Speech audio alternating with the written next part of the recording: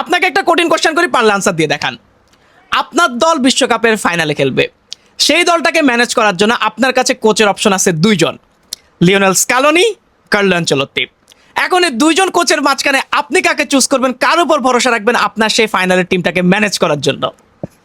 কি কঠিন একটা কোশ্চেন করে দিছি না? হ্যাঁ, আমি জানি, কারণ একজন সেন্সিবল ফুটবল ফ্যানের কাছে এই দুইজন কোচের মাঝখানে একজনকে চুজ করা অনেক বেশি ডিফিকাল্ট। এবং এই ডিফিকাল্ট কোশ্চেনটাই কিন্তু আজ করা হয়েছিল হামজা চৌধুরীকে ড্রিম কাপ উইথ হামজাতে। যদিও তিনি সেখানে আনসার দিয়েছিলেন কার্লো আনচেলত্তি, কিন্তু আমি যদি হামজা ভাইয়ের জায়গা থাকতাম আমি ডেফিনেটলি চুজ করতাম লিওনেল স্ক্যালোনিকে। আমি জানি এখন আপনি মাইন্ডসেট অলরেডি রেডি করে ফেলছেন যে এই কমেন্টটা করবেন যে তুমি হামজা চৌধুরীর থেকে বেটার ফুটবল বুঝো, তাই না? অনেক বড় ফুটবল পণ্ডিত চলে আসছো। না, আমি কোনো ফুটবল পণ্ডিত না ভাই। বাট যখন কোনো মানুষ কোনো কিছু চুজ করে তার পিছনে কিছু না কিছু রিজন থাকেই।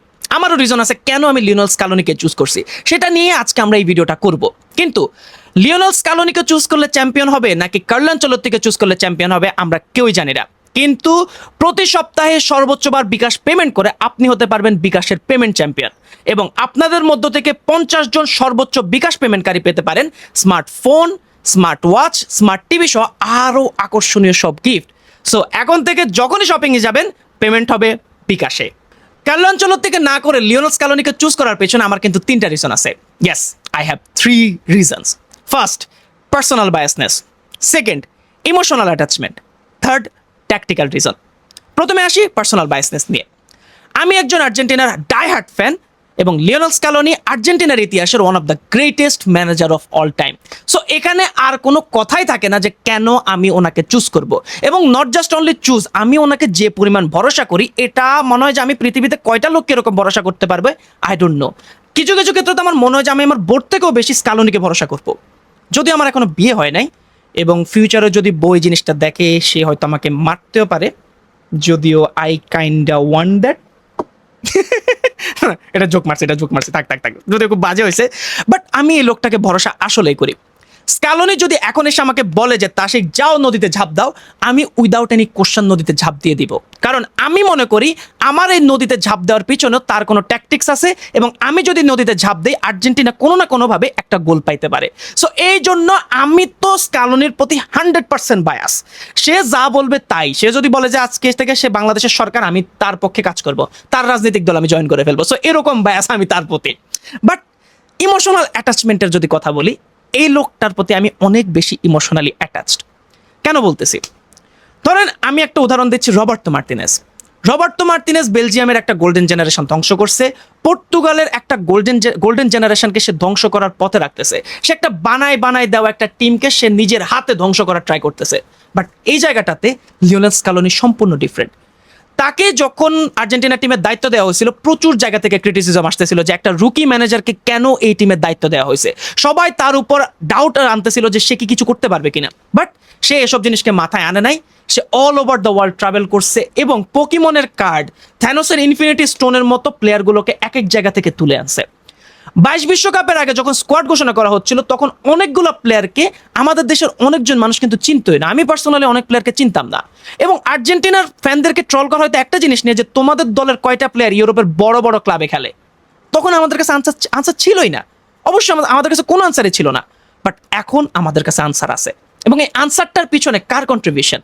অবশ্যই লিওনেল স্ক্যালোনি।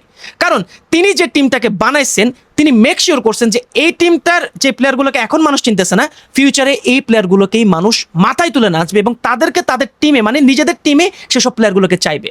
এবং এক্স্যাক্টলি সেম জিনিসটাই হয়েছে।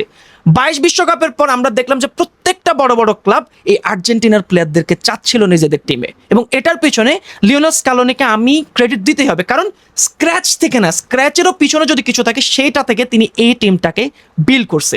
তার যে একটা গ্যাং, তার যে একটা স্কোয়াড, এই জিনিসটা কিন্তু তিনি সেখান থেকে বিল্ড করছেন।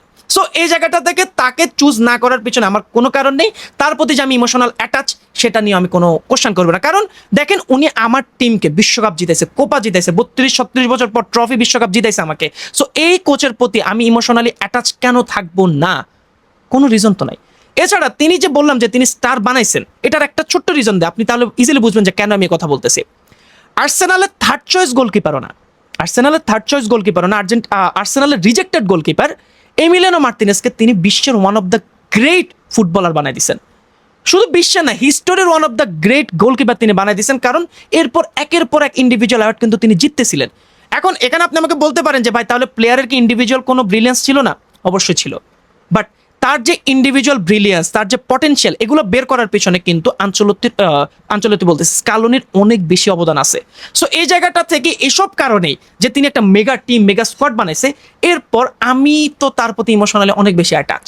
সে যখন আর্জেন্টিনা টিম ছেড়ে দিবে আমি হয়তো কান্না করতে পারি, এবং তিনি একবার আমাদেরকে অলরেডি কান্না করেছে সেই বিশ্বকাপ জেতার পর, এবং এবার বিশ্বকাপে আশা করি কিছু না কিছু তিনি আমাদেরকে জিতাই দিবেন। সো ইমোশনাল অ্যাটাচমেন্টের দিক দিয়ে কেন আমি ওনাকে চুজ করবো, এটা আমি অলরেডি রিজন দিয়ে দিয়েছি। এবার আসি ট্যাকটিক্যাল রিজনের দিক দিয়ে।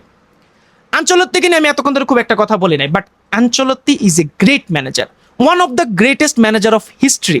এটা মানতে আমার কোনো সমস্যাই হইতেছে না। আঞ্চলত্তির সবচেয়ে বড় গুণ হচ্ছে তিনি অনেক ভালো ম্যানেজার। তিনি টিমটাকে খুব সুন্দরভাবে জেল আপ করাতে পারেন, এবং এর থেকেও বড় যে গুণটা হচ্ছে ইন্ডিভিজুয়াল পারফরমেন্স দিয়ে তিনি টিম পারফরমেন্স বের করে আনতে পারেন। এটা আমরা রিয়াল মাদ্রিদে দেখছি, এটা আমরা ব্রাজিল টিমেও দেখতেছি।